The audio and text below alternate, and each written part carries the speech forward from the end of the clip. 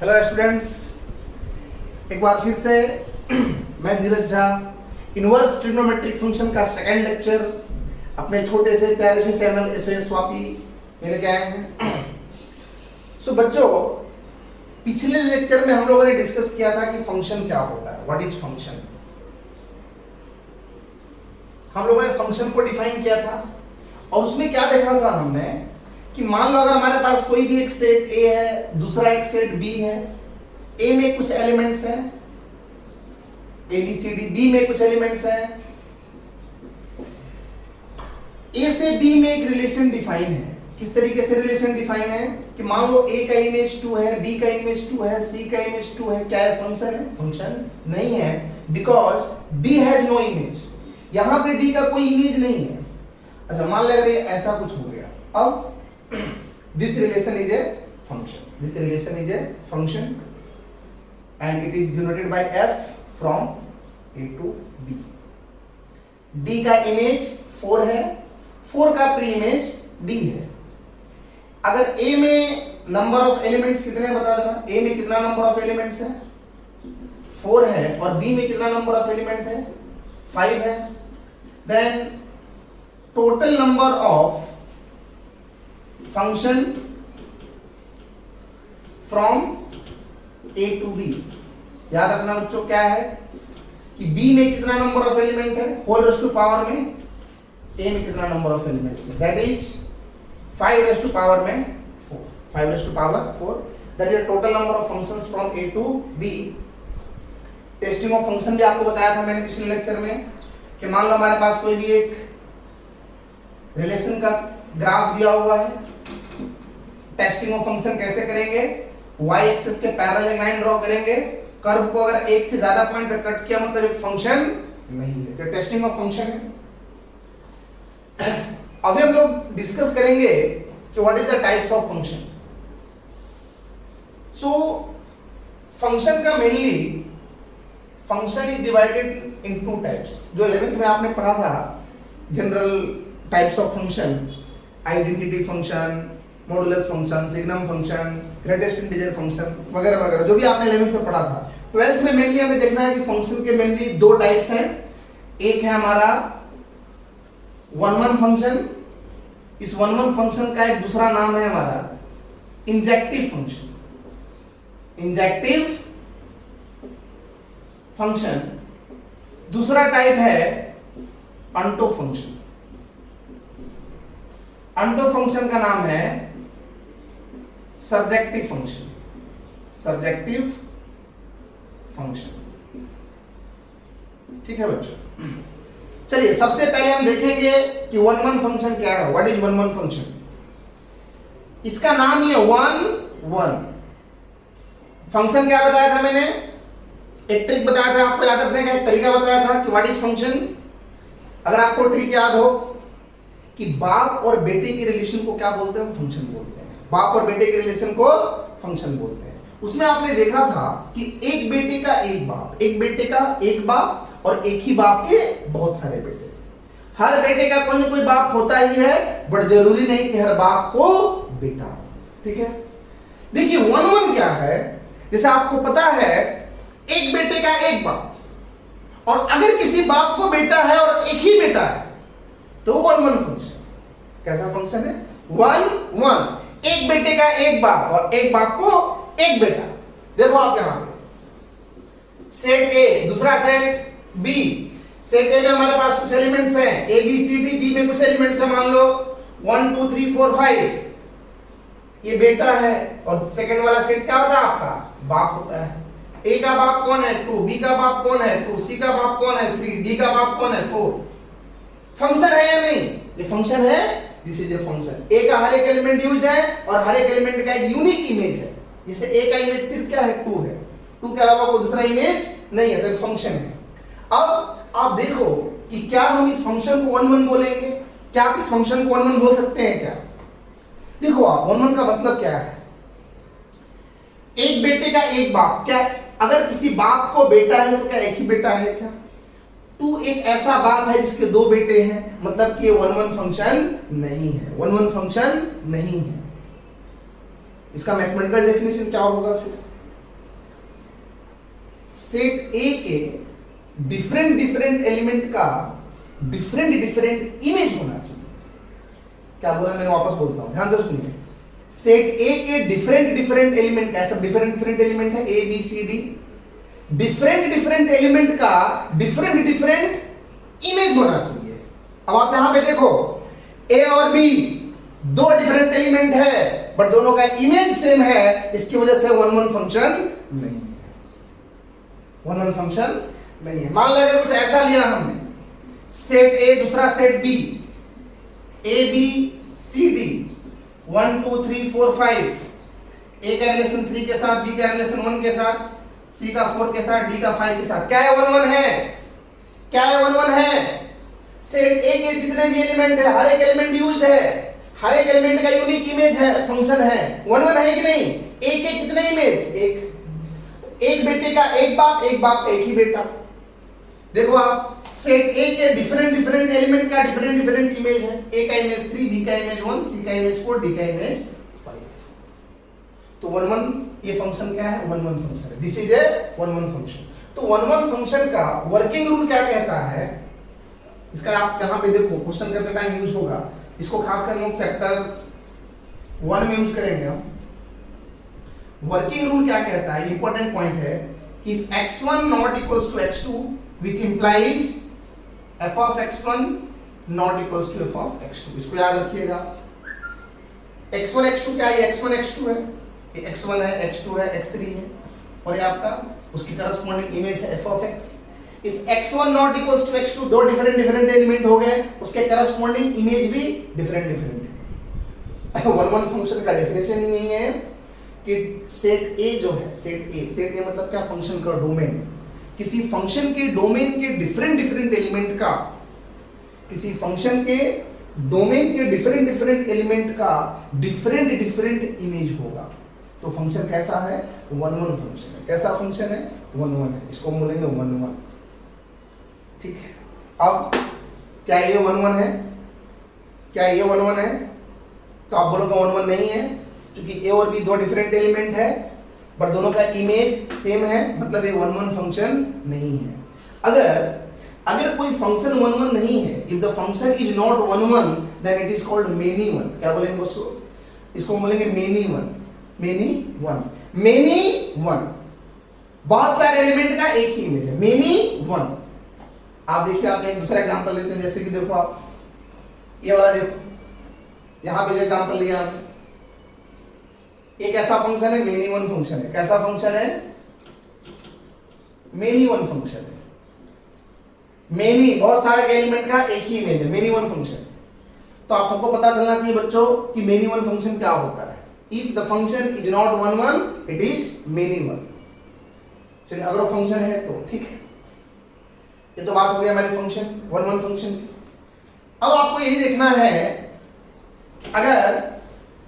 अगर किसी सेट ए में, यहीं पे देखो आप, अगर किसी सेट ए में 4 एलिमेंट्स हैं, चलो यहां दूसरा एग्जांपल ले लेते हैं।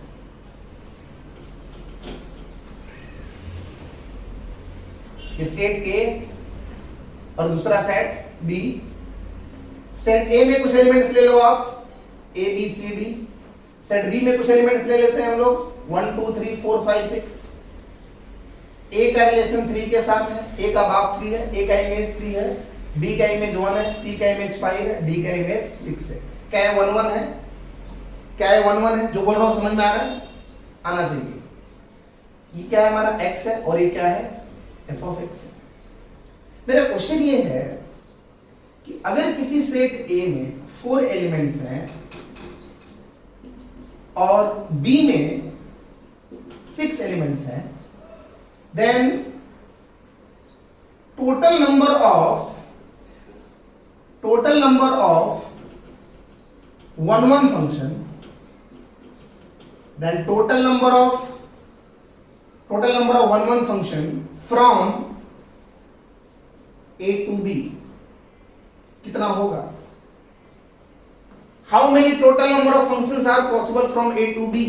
कैसे निकालोगे आप? इसके लिए आपको थोड़ा बेसिक भी आना चाहिए और थोड़ा सोचना है कि कैसे होगा, कैसे निकाला जा रहा है। How many total number of 1 1 function from A to B.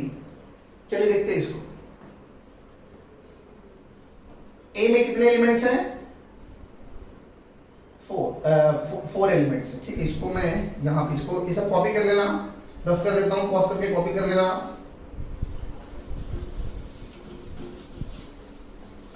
एक बहुत ही इंपॉर्टेंट पॉइंट जो आपको यहां पे समझाया जा रहा है, ठीक है, समझने की कोशिश करिए।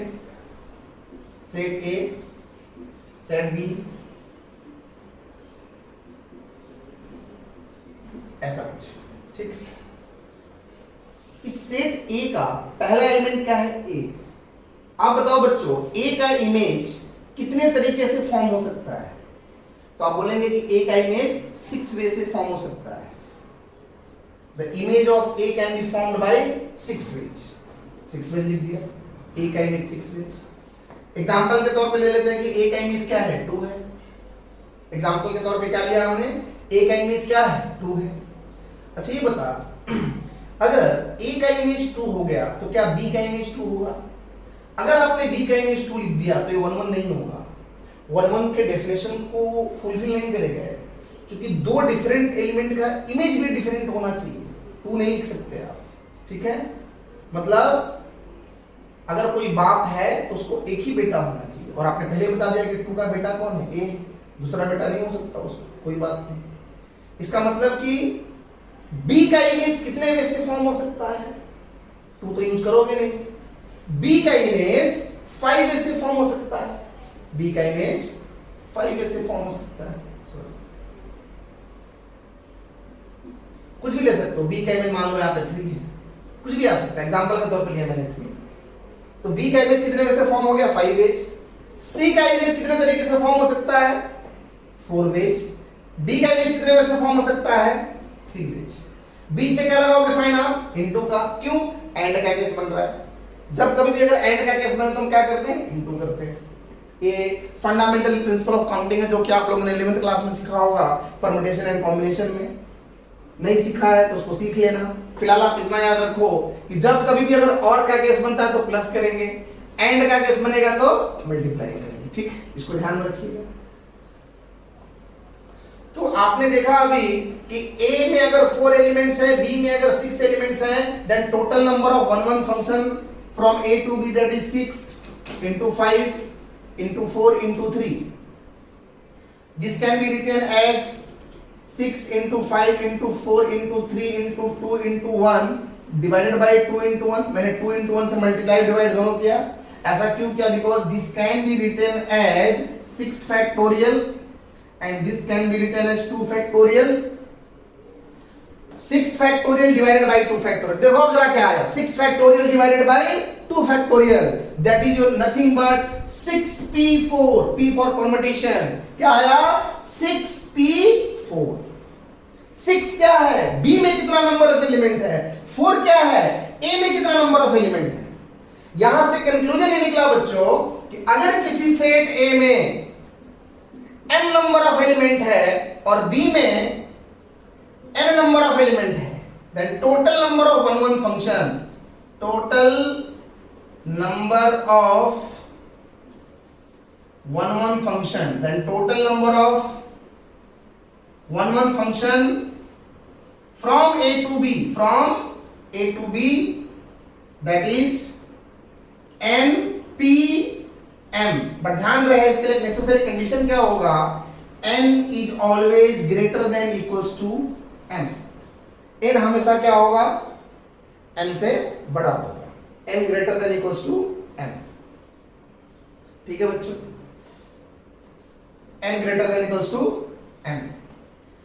अगर किसी के दिमाग में मान लो ऐसा कुछ ख्याल आया, इसको कॉपी करेंगे आप, ठीक है। इसको कॉपी कर लीजिए, इसको कॉपी कर लीजिए, पॉज करके मैं रफ करता हूं।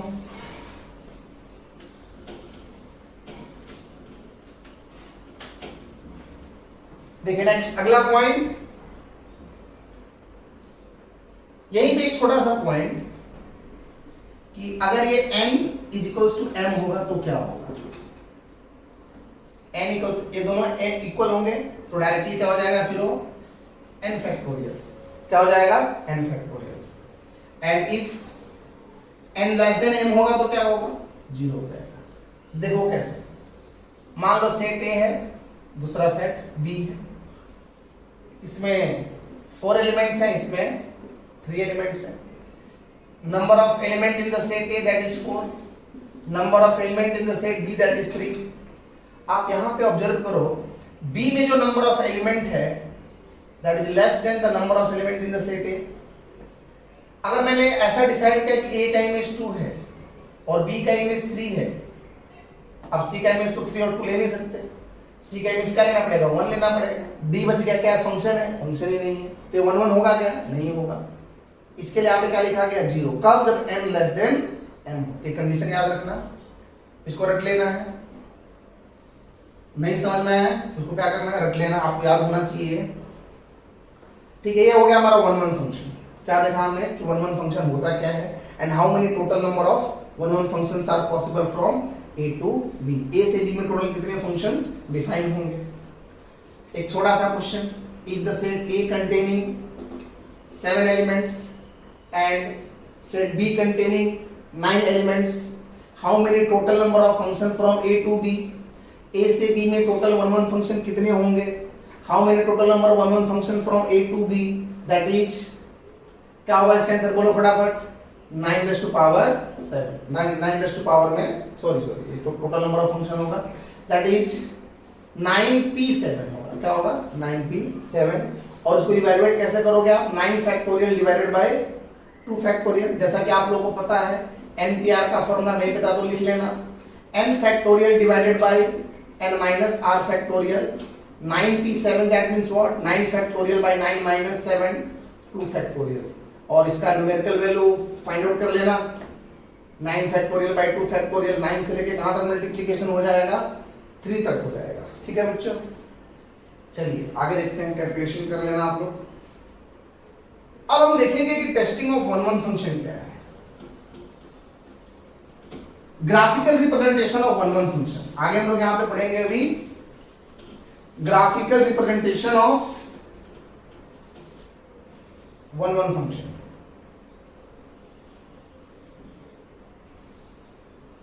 Graphical representation of 1 1 function.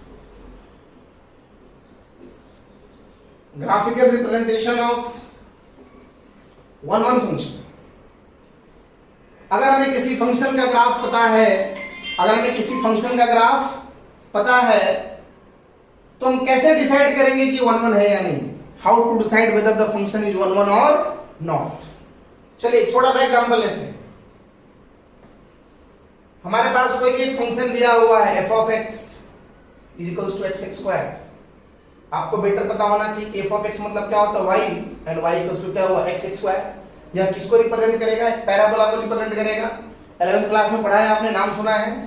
y is equal to x square, यह एक पैराबोला है विच इज सिमेट्रिक अबाउट, किसके सिमेट्रिक है, which is symmetric about positive y axis, मतलब कुछ ऐसा है, ये ग्राफ है। अब हमें चेक करना है कि 1 1 है या नहीं, ये 1 1 है या नहीं। देखो बेटा, हम 1 1 फंक्शन कैसे पता करते हैं कि अगर आपको किसी फंक्शन का ग्राफ पता है तो how we can decide whether it is 1 1 और नॉट। इसके लिए क्या करना है, यह जो x एक्सिस आप सबको दिख रहा है, इस x एक्सिस के पैरेलल एक लाइन ड्रॉ करनी है। ये जो x एक्सिस है इसके पैरेलल आप एक लाइन ड्रॉ करो। क्या किया हमने, x एक्सिस के पैरेलल एक लाइन ड्रॉ किया और देखो कि कर्व को कितने पॉइंट पे कट करा। इसने कर्व को 2 पॉइंट पे कट किया, एक यहां पे कट किया, एक यहां पे कट किया। कर्व को कितने पॉइंट पे कट किया, 2 पॉइंट पे कट किया। 2 पॉइंट पे कट करने का मतलब क्या है कि y के लिए यहां पे कोई एक वैल्यू होगी। जैसे मान लो यहां पे कोई वैल्यू y4 है तो x की 2 वैल्यू होगी, एक है यहां पे 2, दूसरी वैल्यू क्या है, -2। आप वहां पे ऑब्जर्व करिए, f of x है हमारे पास x square. Now if we are taking x की वैल्यू अगर हम 2 लेते हैं, x की वैल्यू क्या लेते हैं 2, तो हो जाएगा तुम्हारा 2 का स्क्वायर दैट इज 4। अगर यहां पे x की जगह पे क्या ले लें, -2 ले लें, तो ये क्या हो जाएगा, -2 का स्क्वायर हो जाएगा। कितना आएगा, 4 आएगा। आपने क्या देखा कि x के 2 वैल्यू के लिए एक ही इमेज आ रहा है, -2 और 2 है, -2 का इमेज 4 है, 2 का इमेज भी 4 है इस ग्राफ के अकॉर्डिंग। ये x होता है हमारा और ये f ऑफ x होता है, ये x है और ये f ऑफ x है। आपने देखा -2 और 2 दोनों का इमेज सेम है, दो डिफरेंट एलिमेंट का एक ही इमेज है, मतलब एक बाप के दो बेटे हैं, तो क्या है 1 1 है, 1 1 है, 1 1 नहीं आया कि नहीं आया? मुझे लगा नहीं आया। देखो आप, दो डिफरेंट एलिमेंट का एक यूनिक इमेज होना चाहिए, फंक्शन ही नहीं होगा। देखो आप, ये दो डिफरेंट एलिमेंट है, एक ही इमेज हो गया, क्या 1 1 है? 1 1 नहीं है। दो डिफरेंट एलिमेंट का इमेज भी डिफरेंट होना चाहिए। -2 और 2 दो डिफरेंट एलिमेंट है, बट दोनों का इमेज एक ही हो रहा है, इसकी वजह से 1 1 फंक्शन नहीं है। दिस इज नॉट 1 1, ये फंक्शन 1 1 नहीं है। ठीक है बच्चों, तो आप सबको पता चला कि 1 1 का ग्राफिकल रिप्रेजेंटेशन क्या है। एक दूसरा एग्जांपल देखते हैं, दूसरा ग्राफ देखते हैं। मान लो हमारे पास कोई भी एक फंक्शन है f of x is equal to x cube है। आपको पता है कि f of x का मतलब y है, y इक्वल टू क्या है? एक्स क्यूब है। अगर हम इस एक्स क्यूब फंक्शन का ग्राफ ड्रॉ करें, इसका ग्राफ x जब 0 है तो y भी 0, x जब 1 तो y भी 1, x जब 2 तो y 1, मतलब ग्राफ है कुछ बढ़ेगा, इधर आओगे तो कम होगा। ये x एक्सिस और ये y एक्सिस। अब क्या करोगे, x एक्सिस के पैरेलल आप एक लाइन ड्रॉ करोगे। जब हमने x एक्सिस के पैरेलल लाइन ड्रॉ करी, कर्व को कितने पॉइंट पे कट किया? एक ही पॉइंट पे कट किया। जब इसने एक ही पॉइंट पे कट करा तो क्या है? ये एक 1 1 फंक्शन है। This is A 1 1 function. चलो ये पता चला आपको कि 1 1 फंक्शन का ग्राफिकल रिप्रेजेंटेशन क्या है। दूसरा, क्योंकि हम लोग यहाँ पे मेनली ट्रिग्नोमेट्रिक फंक्शन डिस्कस कर रहे हैं, तो हम ट्रिग्नोमेट्रिक ग्राफ पे आते हैं डायरेक्टली। इसको पॉज करके कॉपी कर लेना आप, यहाँ पे मैं रफ कर रहा हूँ इसको। एक तीसरा एग्जांपल कंसीडर करेंगे अभी हम लोग यहाँ पे। मान लो हमारे पास कोई भी एक function f of x is equal to sin x है। हमारे पास क्या है function f of x is equal to sin x। अभी अगर हम f of x is equal to sin x function का ग्राफ ड्रॉ करें, तो साइन फंक्शन का graph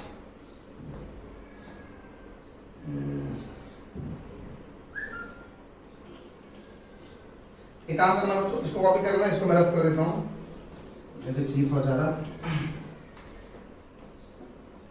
f of x equal to sin x है। हम लोगों ने साइन फंक्शन ग्राफ पढ़ा है 11th स्टैंडर्ड में। साइन का ग्राफ कुछ ऐसा होता है, यहां पे क्या है 0 है, यहां पे क्या है पाई बाई 2 है, यहां पे क्या है पाई 3 पाई बाई 2 एंड देन 2 पाई इस तरीके से बढ़ते जाता है आगे। यहां पे क्या है minus pi by 2, minus pi, minus 3 pi by 2 and then minus 2 pi. ठीक है बच्चों, क्या आप सब लोग बता सकते हैं कि 1 1 फंक्शन है कि नहीं? देखो एकदम एक चीज क्लियर होनी चाहिए कि टेस्टिंग ऑफ 1 1 फंक्शन कैसे करते हैं। कोई रात को नींद में भी पूछे ना, 2 बजे पूछते हैं, तो भी आपको पता होना चाहिए कि 1 1 फंक्शन हम लोग कैसे डिसाइड करते हैं, इसका ग्राफिकल रिप्रेजेंटेशन क्या है। वापस एक बार और बोलता हूं, ध्यान से सुनिए। अगर आपको किसी भी फंक्शन का ग्राफ पता है तो आप कैसे डिसाइड करेंगे कि 1 1 है कि नहीं? इसके लिए क्या कर रहे हैं आपको, बड़ा सिंपल है, इस x एक्सिस के पैरेलल आपको लाइन ड्रॉ करनी है। हम लोगों ने x एक्सिस के पैरेलल लाइन ड्रॉ किया, क्या कर्व को एक ही पॉइंट पे कट कर रहा है या एक से ज्यादा पॉइंट पे कट कर रहा है? आप ऑब्जर्व करिए, एक से ज्यादा पॉइंट पे कट हो रहा है। एक से ज्यादा पॉइंट पे कट हुआ, इसका मतलब कि ये 1 1 फंक्शन नहीं है। इस एक से ज्यादा पॉइंट पे कट होने का क्या बताना चाहता है कि y के किसी एक ही वैल्यू के लिए उसके बहुत सारे प्री इमेज है, उसके बहुत सारे प्री इमेज है। मतलब आप देखेंगे कि आप यहां पे एंगल x की जगह पे 30 डिग्री लो, when we are taking x is 30 degree, sin 30 degree हुआ, और sin 30 डिग्री की वैल्यू आप एक काम करो, रेडियन में रखो, x को पाई बाई 6 ले लो, तो sin पाई बाई 6 आप सब लोगों ने पढ़ा है 11th में। sin पाई बाई 6 की वैल्यू 1/2 होती है। आपने फिर x की जगह पे 5 पाई बाई 6 लिया, sin 5 पाई बाई 6 इसकी न्यूमेरिकल वैल्यू भी 1/2 होगी। ऐसे बहुत सारे एंगल होंगे जिनकी वैल्यू 1/2 होगी। मतलब 1/2 के करस्पॉन्डिंग बहुत सारे प्री इमेज होंगे, बहुत सारे एलिमेंट का एक ही इमेज होगा। इसका मतलब कि ये 1-1 फंक्शन नहीं है, ये 1-1 फंक्शन नहीं है। अब देखो बच्चा, आप ध्यान दीजिए थोड़ा, अगर ये 1-1 फंक्शन नहीं है, अगर ये f of x sin x जो है ये 1-1 नहीं है, तो क्या इसका इनवर्स एग्जिस्ट होगा? आपको याद होगा मैंने एक लाइन बताया था स्टार्टिंग पिछले वीडियो लेक्चर में कि दो इंपॉर्टेंट लाइन मैंने वहां पे लिखी थी। क्या लिखा था मैंने? एवरी ट्रिग्नोमेट्रिक फंक्शन, ध्यान दो वापस लिखता हूं मैं, every trigonometric function does not invertible,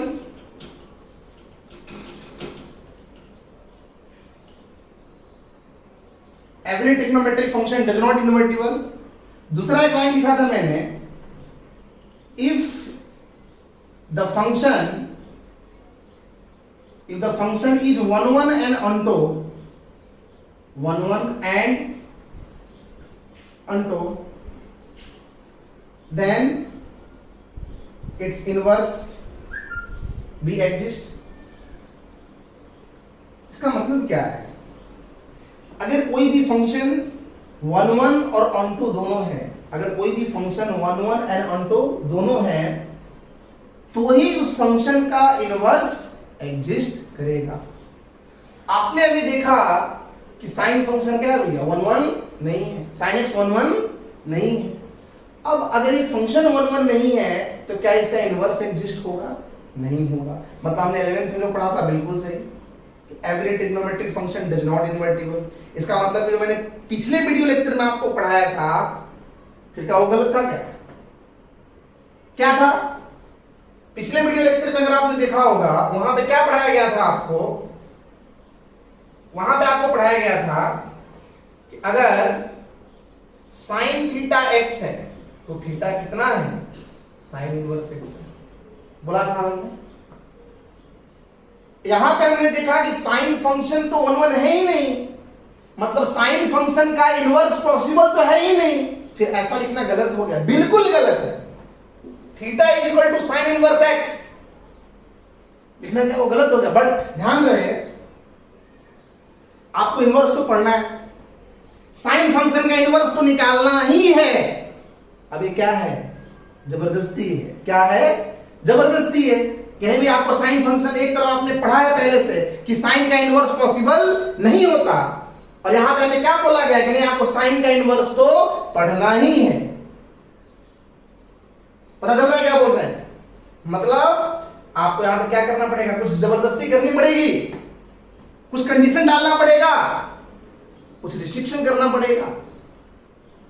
मतलब sine theta equal to x, ये फंक्शन 1-1 नहीं है, इसकी वजह से ये फंक्शन इनवर्टिबल नहीं है। अब इसका मतलब ये भी है, फिर आपको सोचना ये है कि अगर ये फंक्शन 1-1 नहीं है तो क्या इसको 1-1 बनाया जा सकता है?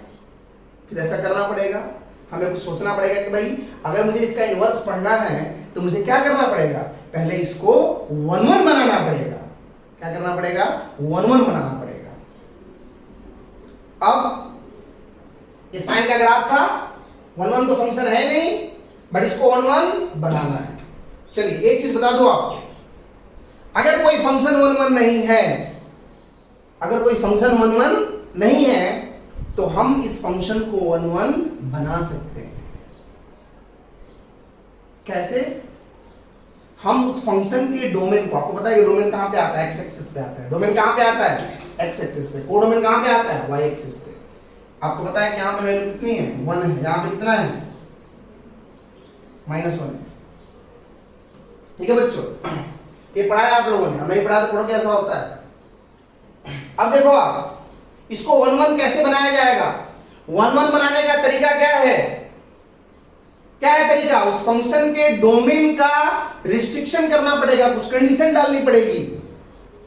वो कंडीशन को कैसे डालते हैं, कैसे डेवलप करते हैं, वो देखो आप। जैसे आपने देखा साइन फंक्शन का ग्राफ यहां से टर्न हो रहा था, यहां से ग्राफ ड्रॉ करना मान लो हमने स्टार्ट किया। अब देखिए π/2 के बाद फंक्शन का ग्राफ यहां पे टर्न हो गया। ग्राफ टर्न होने का मतलब क्या होता है कि उसकी वैल्यू ना रिपीट होना स्टार्ट हो जाती है। क्या होता है? रिपीट होना स्टार्ट हो जाती है। इसके लिए आप ध्यान रखो कि अगर किसी भी फंक्शन का ग्राफ जिस पर्टिकुलर पॉइंट से टर्न हो, जिस पर्टिकुलर पॉइंट से क्या हो रहा है? टर्न मुड़ रहा है ग्राफ, उसके आगे वाले पोर्शन को आप भूल जाओ। इस वाले पोर्शन को क्या करना है? भूल जाना है, कंसीडर नहीं करनी है आपको। सिर्फ कहां तक कंसीडर करना है? पाई बाई 2 तक। क्यों? पाई बाई 2 के आगे ग्राफ क्या हो रहा है? टर्न हो रहा है।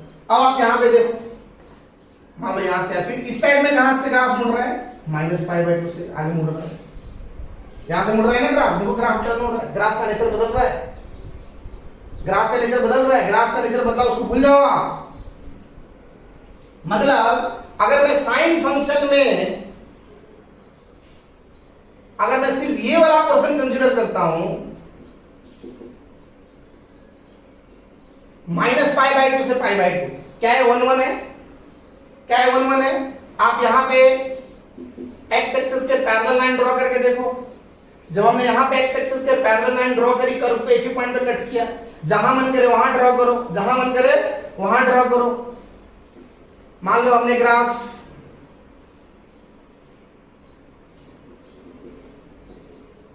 मान लो हमने यहां पे ड्रॉ किया तो भी एक ही पॉइंट पे कट किया, यहां पे ड्रॉ किया एक ही पॉइंट पे कट किया, यहां पे ड्रॉ किया एक ही पॉइंट पे कट किया, एक ही पॉइंट पे कट किया, मतलब क्या है? फंक्शन 1 है। मतलब कि अगर मैं माइनस पाई बाई 2 से पाई बाई 2 ये वाला पोर्शन अगर कंसीडर करता हूं, इस पर्टिकुलर इंटरवल में फंक्शन क्या है? 1 है।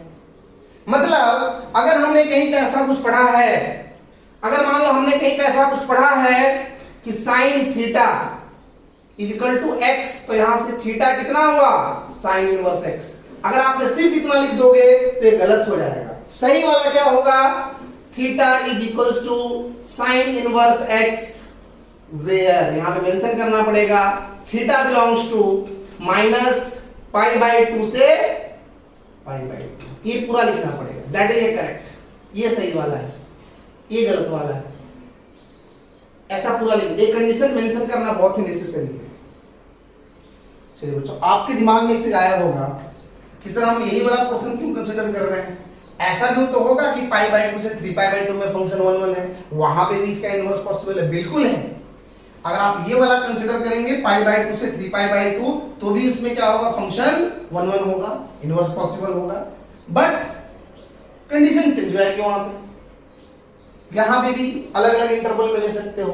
तो आप बोलेंगे सर माइनस पाई बाई 2 से पाई बाई 2 क्यों ले रहे हैं? क्योंकि इसको हम लिस्ट वैल्यू ले रहे हैं। क्या ले रहे हैं? इसी के लिए इसको प्रिंसिपल वैल्यू बोला जाता है। क्या बोला जाता है? Principal value.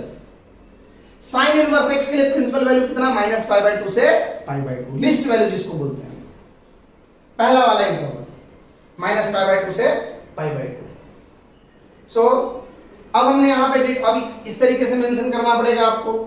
अच्छा मान लो किसी बच्चों को अब तक का लेक्चर कुछ भी समझ में नहीं आया, तो भी कोई बात नहीं, दुखी नहीं होना है बच्चों। ठीक है, मैं आपको लास्ट में बताऊंगा क्या करना है आपको, जिससे क्वेश्चंस बन जाएंगे आपको, कोई दिक्कत नहीं है। Theta is equal to sine inverse x, where theta is minus pi by 2 से पाई बाई 2। और इस केस में ये जो x है, x कहां से कहां तक बिलोंग करेगा? -1 से 1, -1 से 1। मतलब मैं अगर अभी साइन इनवर्स x फंक्शन के ग्राफ की बात करूं, तो साइन इनवर्स x का ग्राफ कैसे बनेगा? देखो आप,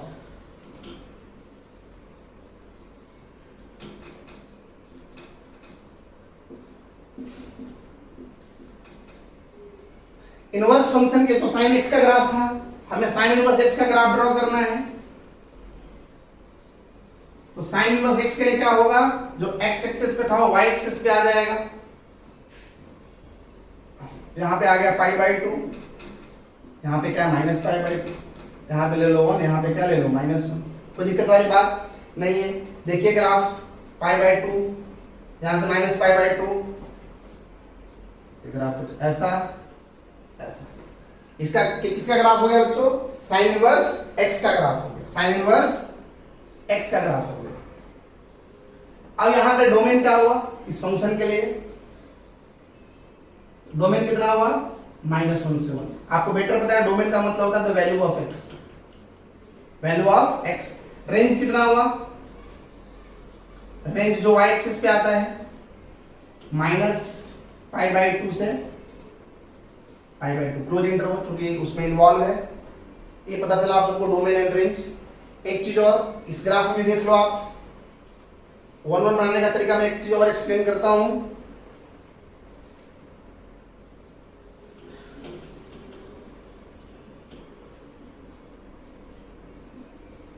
मान लो हमारे पास कोई भी एक फंक्शन है y is equal to x x square, ठीक है। यहां पे मान लो ये मेंशन है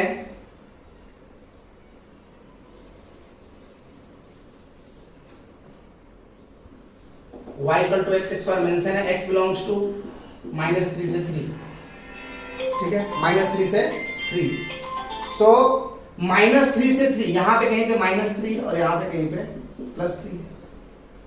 क्या ये फंक्शन 1 1 है? हमने देखा कि x एक्सिस के पैरेलल लाइन हमने ड्रॉ किया, कर्व को 2 पॉइंट पे कट करा, मतलब ये फंक्शन 1 1 नहीं है। अब हम इस फंक्शन को 1 1 कैसे बनाएंगे?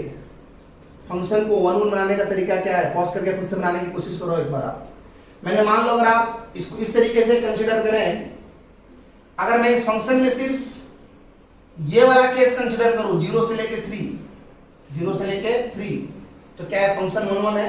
बिल्कुल है 1 1। आप देख लो यहाँ पे एक ही पॉइंट पे कट हो रहा है।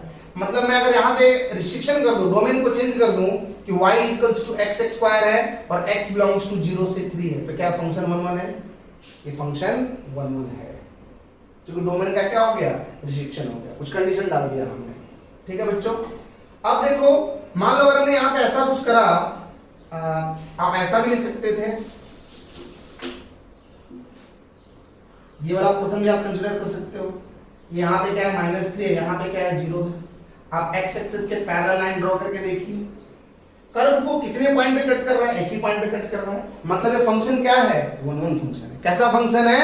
1 1 फंक्शन है, ठीक है। तो आपने देखा कि 1 1 कैसे बनाया जाता है। 1 1 बनाने का तरीका क्या है? इसके लिए आपको जो शॉर्टकट बताया मैंने, ध्यान रखना कि किसी भी फंक्शन का ग्राफ जिस पर्टिकुलर पॉइंट से टर्न होता है, जहां से ग्राफ मुड़ता है, उसके आगे वाले पोर्शन को भूल जाना है, हटा देना है, ठीक है। मतलब हम लोग यहां पे क्या कर रहे हैं? उस फंक्शन के डोमेन का रिस्ट्रिक्शन कर रहे हैं, अंडर द सर्टेन कुछ कंडीशन डाल रहे हैं, ठीक है। जैसा कि हम लोगों ने साइन के फंक्शन में ग्राफ देखा, साइन वाले ग्राफ में आपको समझ में आना चाहिए, ठीक है, कि उसका ये रेंज क्यों है और ये डोमेन क्यों है। इस सब का रीजन आपको कहां से मिलेगा? ग्राफ से पता चलेगा। एक बार मैं वापस से उस ग्राफ पे आते हैं, हम लोग साइन इनवर्स x के ग्राफ पे। उसके लिए पहले साइन x का ग्राफ देखो आप। हमने सबसे पहले आपको क्या बताया? मान लो हमारे पास कोई भी एक function f of x sin x है, फटाफट थोड़ा sin x का ग्राफ कुछ किस तरीके से आया था? साइन फंक्शन का ग्राफ कुछ ऐसा था, यहाँ पे क्या था? 0, यहाँ पे क्या था? π/2, यहाँ पे क्या था? 3π/2 एंड देन 2π, यहाँ पे क्या था? -π/2, -π, -3π/2 एंड देन -2π। हमने क्या किया? x एक्सिस के पैरेलल लाइन ड्रॉ करी, एक से ज्यादा पॉइंट पे कट हुआ, मतलब फंक्शन 1 1 नहीं है। अब हमने क्या किया? इस फंक्शन को 1 1 बनाना पड़ेगा। 1 1 बनाने का तरीका मैंने क्या एक्सप्लेन किया था अभी, कि फंक्शन का ग्राफ जिस पर्टिकुलर पॉइंट से क्या होता है? टर्न होता है। कहां से टर्न हो रहा है? π/2 के आगे देखो टर्न हो रहा है ग्राफ, मतलब आप इसके आगे वाले पोर्शन को कंसीडर नहीं करोगे। यहाँ पे कहां से ग्राफ टर्न हो रहा है? -π/2 के आगे ग्राफ टर्न हो रहा है, मतलब आपको -π/2 से π/2 वाला पोर्शन लेना है। अगर आप इस इंटरवल में देखेंगे तो ग्राफ अगर आप ग्राफ एक ही पॉइंट पे कट हो रहा है, तो फंक्शन कैसा है? 1 1 है। किस? इस इंटरवल में -π/2 से π/2 में। और यहाँ पे वैल्यू क्या था? 1, यहाँ पे क्या था? -1। फिर हमने इसका, ये तो sin x का ग्राफ था, इसकी मिनिमम वैल्यू -1, मैक्सिमम 1। अब अगर हम sin इनवर्स x के ग्राफ की बात करेंगे तो जो y एक्सिस पे था वो कहां पे आ गया? x पे, और जो x पे था वो कहां पे आएगा? y पे। तो जो x एक्सिस पे आ गया वो क्या हो गया? डोमेन। और डोमेन का मतलब क्या होता है? x की वैल्यू। और रेंज का मतलब क्या होता है? जो y एक्सिस पे आया, तो इस फंक्शन का रेंज क्या हुआ? -π/2 से π/2। इसी को हम लोग क्या बोलते हैं? प्रिंसिपल वैल्यू भी बोला जाता है। क्या बोला जाता है? प्रिंसिपल वैल्यू भी बोला जाता है। और मान लो जिसको अब तक कुछ भी समझ में नहीं आया ना, वो सिर्फ एक चीज रट लेगा, याद रखो आप उसको, रट लो। क्या रखना है? कि मान लो अगर कोई हमारे पास f of x sin inverse x कोई फंक्शन है, तो इस फंक्शन का डोमेन क्या होगा? इस फंक्शन का डोमेन होगा -1 से 1। डोमेन का मतलब होता है the value of x, x का वैल्यू। x का वह वैल्यू जिसके लिए वो फंक्शन डिफाइंड है, और वहां पे उस फंक्शन का रेंज क्या होगा, रेंज मतलब क्या, इस पूरे f ऑफ x की वैल्यू, पूरे f ऑफ x की वैल्यू मतलब पूरे sin इनवर्स x की वैल्यू, और ये पूरा sin इनवर्स x क्या है, एक एंगल होगा, क्या होगा, एक एंगल होगा। ध्यान रहे, पहले बताया मैंने कि कोई भी इनवर्स ट्रिग्नोमेट्रिक फंक्शन क्या है, एक एंगल है, और उस एंगल की वैल्यू sin इनवर्स x के केस में कितना होगा, -π/2 से π/2 होगा। तो आप इसको याद रखिए कि रेंज कितना है, रेंज है -π/2 से π/2। सो हमारा पहला इनवर्स ट्रिग्नोमेट्रिक फंक्शन बच्चों यहाँ पे कंप्लीट होता है क्या, कि sin इनवर्स x। अगर कोई function f of x sin inverse x है, उसका डोमेन क्या होगा और उसका रेंज क्या होगा। इसी तरीके से हम cos वाले फंक्शन का देख सकते हैं। देखो आप cos वाले फंक्शन का क्या है, आप लोगों ने cos का भी ग्राफ पढ़ा हुआ है। देखो आप f of x is equals to cos x, cos x का ग्राफ कुछ ऐसा होता है, सॉरी ग्राफ गलत बन गया,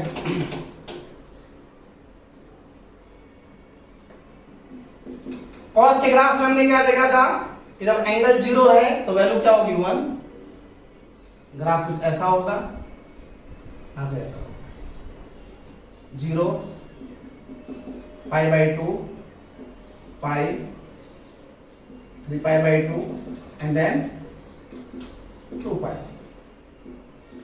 -π/2 -π -3π/2 2π। सबसे पहले आपको एक चीज बता दूं मैं यहाँ पे,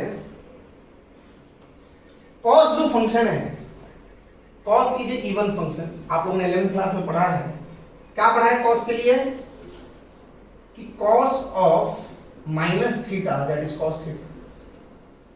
cos के केस में किसी एंगल को नेगेटिव लेने का मतलब क्या है, वो मीनिंगलेस, लेने का कोई मतलब नहीं। जैसे आपको पता है कि cos π/6 की वैल्यू √3/2 होती है। अगर मैंने cos -π/6 लिया तो ये वैल्यू क्या √3/2 ही होता है, कोई दिक्कत वाली बात नहीं है। मतलब cos के केस में एंगल नेगेटिव लेने का मतलब क्या, कोई मतलब नहीं, मीनिंगलेस है। तो cos के केस में आप ये वाला पूरा पार्ट कंसीडर नहीं करेंगे, ये वाला पूरा पोर्शन कंसीडर नहीं करना है, सिर्फ ये वाला पोर्शन रखना है आपको। और यहां पे क्या करेंगे, देखिए आप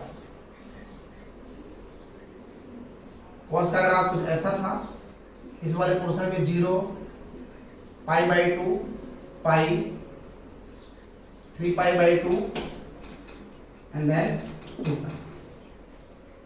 ये वैल्यू क्या है 1 है, और यहां पे वैल्यू क्या है -1 है।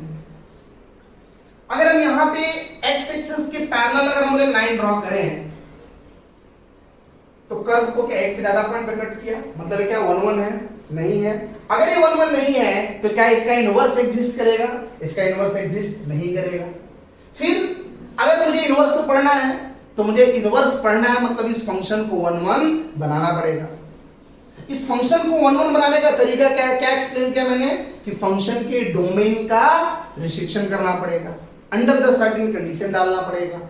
कैसे डालोगे, क्या तरीका बताया था कि किसी फंक्शन का ग्राफ जहां से क्या होता है, टर्न होता है, कहां से टर्न हो रहा है, पाई से टर्न हो रहा है, मतलब हमें पाई वाले आगे पोर्शन को कंसीडर नहीं करना है। आपको कहां से कहां तक लेना है, सिर्फ 0 से लेके पाई तक लेना है। इधर का पोर्शन हमने क्यों नहीं लिया, क्योंकि cos कैसा फंक्शन था, इवन फंक्शन। आपको पता है 11th क्लास में पढ़ा है आप लोगों ने कि cos ऑफ -θ क्या होता है, cos θ होता है। cos को यहाँ पे एंगल नेगेटिव लेने का कोई मतलब नहीं है, तो एंगल नेगेटिव किसमें नहीं लेंगे, cos और sec में, क्योंकि दोनों ही आपने 11th क्लास में पढ़ा था, sec of -θ sec θ, cos of -θ cos θ। बाकी सारे ट्रिग्नोमेट्रिक फंक्शन कैसे हैं, ऑड फंक्शन है, और दोनों कैसा फंक्शन है, इवन फंक्शन है। ठीक है बेटा, चलो आगे देखें। अभी हमने देखा कि 0 से पाई में ये फंक्शन 1 1 है, मतलब अगर मान लो कहीं पे ऐसा कुछ अगर हमें लिखा हुआ मिले, चलिए मैं इसको रफ कर देता हूं। अगर हमारे पास कोई भी एक function f of theta equals to cos theta, मान लो अगर आप इसको ऐसा कि cos थीटा अगर x है तो थीटा कितना, cos इनवर्स x। अगर आपने सिर्फ इतना लिखा तो ये गलत है, ऐसा आप नहीं लिख सकते, बिकॉज ये इनवर्स ये जिसका एग्जिस्ट नहीं होता, क्योंकि 1 1 नहीं होता। क्या सही होगा? Theta is cos inverse x where, क्या मेंशन करना पड़ेगा? वेयर थीटा बिलोंग्स टू 0 से पाई एंड एक्स कहां से कहां तक बिलोंग करेगा? -1 से 1 तक। यहां पे बहुत एक इंटरेस्टिंग खेल हो गया कि कॉस इनवर्स एक्स और साइन इनवर्स एक्स दोनों का डोमेन तो सेम है, बट दोनों का रेंज अलग अलग है। क्यों? रीजन समझ में आना चाहिए, दोनों का रीजन समझ में आना चाहिए। तो ये सब चीज पूरा फंडा क्लियर होना चाहिए। इसी के लिए आपको पूरा बेसिक से पढ़ाया गया ताकि कॉन्सेप्ट क्लियर होना चाहिए कि भाई ऐसा सब क्यों हो रहा है। बट जब आप क्वेश्चन करने जाओगे तो सिर्फ आपको डोमेन और रेंज का ही काम रहेगा, और रट लोगे तो भी आपसे क्वेश्चन बनते हैं। बट कॉन्सेप्ट क्लियर करने के लिए पूरा रामायण महाभारत सब आपको पढ़ाया गया, ग्राफ वगैरह पढ़ाया गया कि भाई कहां से आता है। ठीक है बच्चों, चलो सो देखा हमने f of theta cos theta है, cos इनवर्स है, उसका डोमेन में हमने देख लिया। सो अब तक हम लोगों ने दो ट्रिग्नोमेट्रिक फंक्शन पढ़ लिया। कौन सा? साइन एंड कॉस, और दोनों को रट लेना है। क्या करना है? रटना है। पहला इनवर्स ट्रिग्नोमेट्रिक फंक्शन ITF, पहला इनवर्स ट्रिग्नोमेट्रिक फंक्शन क्या देखा हमने? साइन इनवर्स है। इस फंक्शन का डोमेन -1 से 1, इस फंक्शन का डोमेन -1 से 1, इस फंक्शन का रेंज -π/2 से π/2। अगर हमारे पास कोई फंक्शन cos इनवर्स x है तो cos इनवर्स x में x की वैल्यू क्या होगी? -1 से 1, और एंगल कितना होगा? थीटा 0 से π। इसको प्रिंसिपल वैल्यू हो गया। क्या हो गया है? प्रिंसिपल वैल्यू हो गया। And similarly for tan, similarly for tan में भी देख सकते हैं। सिमिलरली फॉर tan के भी ग्राफ से आप निकाल सकते हो आसानी से। चलिए इसको हम रफ कर दें। अगर हम बात करें tan थीटा की, tan x की बात करें, let f of x be tan x। tan function का ग्राफ देखो बच्चों ऐसा कुछ आता है, अगर आपने पढ़ा हो तो 0 π/2 को इंफिनिटी देता है, और -π/2 पे भी क्या है? इंफिनिटी है, एंड देन पाई 3π/2, इसको रफ कर देते हैं। तो cos इनवर्स x का ग्राफ रह गया, उसको हम इस ग्राफ के बाद एक्सप्लेन करते हैं।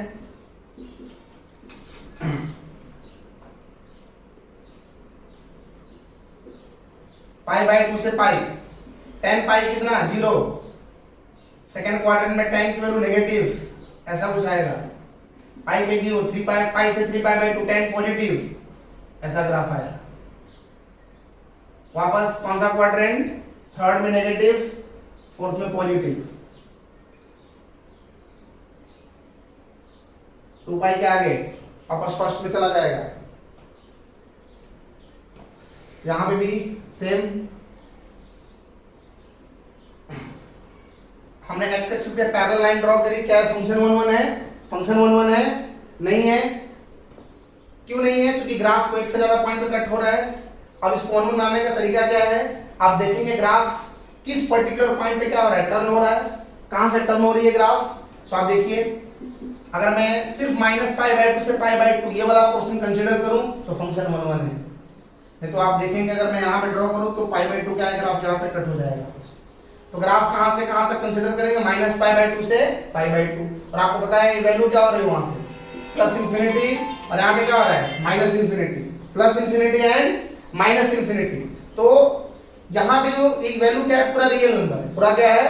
रियल नंबर है। तो हमने tan के लिए क्या देखा कि अगर हमारे पास कोई भी function suppose f of theta is tan theta है, अगर फंक्शन क्या है? f of theta is tan theta है, मान लें tan थीटा की वैल्यू x है, तो थीटा कितना होगा?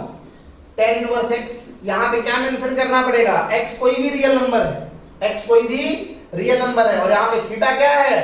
ओपन इंटरवल -π/2 से π/2। क्यों? π/2 का वैल्यू डिफाइन नहीं था, इंफिनिटी था। देख लो आप यहां पे टोटल लाइन मैंने ड्रॉ करा है। इंफिनिट मतलब -π/2 और दोनों π/2 कंसीडर नहीं होगा।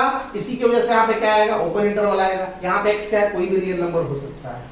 सो जब हम tan इनवर्स x की बात करेंगे तो tan इनवर्स x के जब आप ग्राफ की बात करोगे तो tan इनवर्स x का ग्राफ कैसे ड्रॉ करेंगे आप? tan इनवर्स x के लिए किसी भी इनवर्स फंक्शन के ग्राफ ड्रॉ करने का तरीका क्या है? जो x पे था कहां पे लेके आ जाओ? y पे लेके आ जाओ। y पे लेके आने का मतलब क्या, यहाँ पे पाई बाई 2 ले लो और यहाँ पे माइनस पाई बाई 2, इस साइड वैल्यू जाएगी तो क्या होगी प्लस इंफिनिटी और इस साइड आएगी तो क्या होगी माइनस इंफिनिटी। ठीक है, सो जीरो पे जो वैल्यू क्या है जीरो है, देखिए यहाँ पे पाई बाई 2 से आएगा वैल्यू बढ़ रही है यहाँ पे इंफिनिटी की तरफ और माइनस पाई बाई 2 यहाँ पे है इंफिनिटी की तरफ। तो ग्राफ कैसा होगा इसका, ऐसा होगा और यहां से ऐसा होगा। ठीक है, ये किसका ग्राफ है, tan इनवर्स x का। यहां से डोमेन क्या है, डोमेन मतलब x की value all the real number, यहां से रेंज क्या मतलब थीटा की value open interval minus pi by 2 से पाई बाई 2। हमने 3 ट्रिग्नोमेट्रिक फंक्शन का देख लिया, sine inverse x, cos inverse x, tan inverse x। इसको पॉज करके आप ग्राफ ड्रॉ करना होगा कर लेना, उतना कोई खास जरूरत नहीं है, आपके जानकारी के लिए, आपके ज्ञान के लिए है सिर्फ। अभी देखिए थोड़ा कॉस इनवर्स x का बाकी रह गया था। आप देखो सबसे पहले जो कॉस x का ग्राफ था वो कुछ ऐसा था,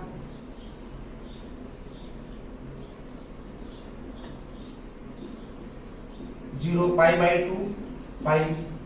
तो हमने कौन सा पार्ट कंसिडर किया था, जीरो से लेके पाई तक, यहाँ पे वैल्यू 1, यहाँ पे वैल्यू -1। हमने क्या किया था, जीरो से पाई तक की फंक्शन 1 1 था, हम इसके आगे वाले पोर्शन को कंसिडर नहीं करते हैं। ये तो cos x का ग्राफ है। अगर हम cos इनवर्स x के ग्राफ की बात करें, x y, जो x पे था कहाँ पे आ जाएगा, y पे आ जाएगा, 0 पाई बाई 2 एंड देन पाई। ठीक है, यहाँ पे क्या होगा वैल्यू 1, यहाँ पे क्या मान लो -1। पाई पे क्या था आपका -1, तो मुझे इसको थोड़ा रफ करना पड़ेगा, इसको पॉज करके कॉपी कर लेना आप। ये ग्राफ कुछ ऐसा, 0 पे वैल्यू क्या था 1,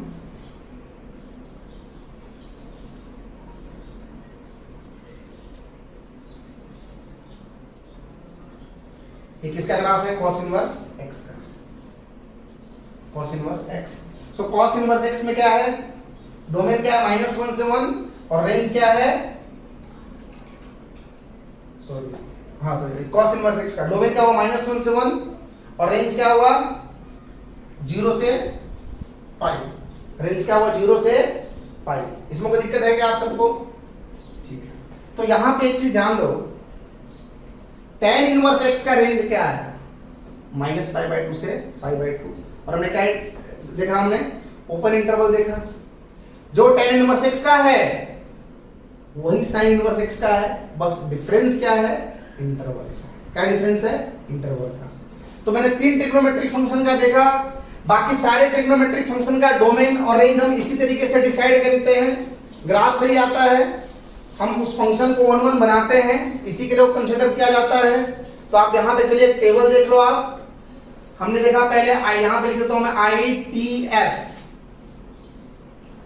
ITF। पहला इनवर्स ट्रिग्नोमेट्रिक फंक्शन क्या, साइन इनवर्स x, इसका डोमेन मतलब क्या, यहां पे लिख देता हूं मैं वैल्यू ऑफ x, यहां पे क्या देखा हमने, रेंज मतलब वैल्यू ऑफ थीटा। कोई भी इनवर्स ट्रिग्नोमेट्रिक फंक्शन मतलब क्या, पूरा थीटा ही तो है ये, इसको हम लोग प्रिंसिपल वैल्यू भी बोलते हैं, प्रिंसिपल वैल्यू। अब देखो आप साइन इनवर्स x के लिए डोमेन क्या है, -1 से 1 क्लोज इंटरवल, उसका रेंज क्या, -पाई बाई 2 से पाई बाई 2। आपको पता चला बच्चा कहां से आया है, डोमेन ये कैसे लिखते हैं और रेंज कैसे लिखते हैं, इसी पूरे को एक्सप्लेन करने के लिए इतना सब कुछ पढ़ाया गया आपको। दूसरा इनवर्स ट्रिग्नोमेट्रिक फंक्शन है cos इनवर्स x, इसका डोमेन भी -1 से 1, रेंज 0 से पाई। रीजन समझ में आया था, ऐसा क्यों पता चलना चाहिए। तीसरा इनवर्स ट्रिग्नोमेट्रिक फंक्शन देखा हमने, tan inverse x। tan inverse x का domain all the real number, range जो sin इनवर्स x का था, डिफरेंस क्या है, ओपन इंटरवल, -पाई बाई 2 से पाई बाई 2। अब आ रही है cot इनवर्स x की, इसका मैंने एक्सप्लेन नहीं किया बट आपको फिर भी बताता हूं। आप लोग भी एक बार घर से कोशिश करना, ट्राई करना कैसे क्या ग्राफ वगैरह ड्रॉ करते हैं। नहीं आएगा तो इसको आप डाउट में भेज सकते हो कि सर इसका भी एक्सप्लेन कर दो, कोई दिक्कत नहीं है। कॉट इनवर्स एक्स के लिए डोमेन क्या है? Real number. जो tan इनवर्स एक्स का वही कॉट इनवर्स एक्स का। अब देख, जो साइन इनवर्स एक्स का रेंज वही tan इनवर्स एक्स का रेंज, जो cos इनवर्स एक्स का रेंज वही cot इनवर्स एक्स का रेंज। डिफरेंस क्या? सिर्फ इंटरवल का 0 से पाई। याद रखना, थोड़ा सिंपल है। अब बारी है cosec इनवर्स एक्स की। डोमेन क्या? All the real number except -1 से 1, बिकॉज इस इंटरवल में डिफाइन नहीं आता, ग्राफिलाइज नहीं करेगा उस इंटरवल में। तो cosec इनवर्स एक्स के लिए डोमेन यह होता है। अगर आपने 11th क्लास में पढ़ा हो तो sin x का रेंज क्या था? -1 से 1 था। Minimum value -1, maximum 1। जो sin x के लिए रेंज था वहां पे, यहां पे sin इनवर्स x के लिए क्या हो गया? डोमेन हो गया। तो अगर आपने रेंज पहले से पढ़ा तो डोमेन अंडरस्टूड है यहां पे ऐसे भी। जो cos x के लिए रेंज क्या था? -1 से 1, यहां पे क्या हो गया? डोमेन हो गया। आपने पढ़ा था कि tan x का रेंज क्या था? r, तो tan इनवर्स x का रेंज डोमेन हो गया r। आपने पढ़ा था कि cot x का रेंज क्या है? r, तो cot इनवर्स x का डोमेन क्या हो गया? r हो गया। अब देख, cosec इनवर्स x का रेंज आपने क्या पढ़ा था 11th में? All the real number except -1 से 1। इसको किसी बुक में ऐसा भी लिखा रहता था, -∞ से -1, ओपन, क्लोज, यूनियन, 1 से इंफिनिटी, ऐसा भी लिखा रहता है। इस चीज को आप ऐसा भी लिख सकते हो, कोई दिक्कत नहीं है। तो जो वहां पे रेंज था cosec x के लिए, वो यहाँ पे cosec इनवर्स x के लिए क्या काम करेगा? डोमेन का काम करेगा। अब देखिए, cosec इनवर्स x के लिए क्या हो गया? डोमेन हो गया। रेंज क्या होगा? -π/2 से π/2, but except 0, because cosec 0 define नहीं होता है। cosec 0 की वैल्यू इंफिनिटी होती है। ठीक है। अब देखो, याद रखना बड़ा सिंपल है। जो sin इनवर्स x का रेंज है वही tan इनवर्स x का रेंज है, सिर्फ इंटरवल का डिफरेंस है। वही cosec इनवर्स x का रेंज है, बस एक्सेप्ट 0 है। Now similarly for sec inverse x, sec inverse x का डोमेन क्या होगा? Same, all the real number except -1 से 1। एंड रेंज, दिमाग लगाओ, पॉज करके सोचो क्या हो सकता है? जो cos इनवर्स x का वही cot इनवर्स x का वही sec इनवर्स x का, सिर्फ थोड़ा सा डिफरेंस 0 से पाई, एक्सेप्ट π/2, बिकॉज sec π/2 पे डिफाइन नहीं होता। sec π/2 की वैल्यू क्या होती है? इंफिनिटी होती है। यहां पे क्या हुआ? सारे इनवर्स ट्रिग्नोमेट्रिक फंक्शन का डोमेन और रेंज आ गया। एक चीज बता दूं मैं, मान लो अगर कोई बच्चा है जिसको अब तक कुछ भी समझ में नहीं आया, उसको दुखी नहीं होना है, बिल्कुल दुखी नहीं होना है, कोई दिक्कत नहीं है।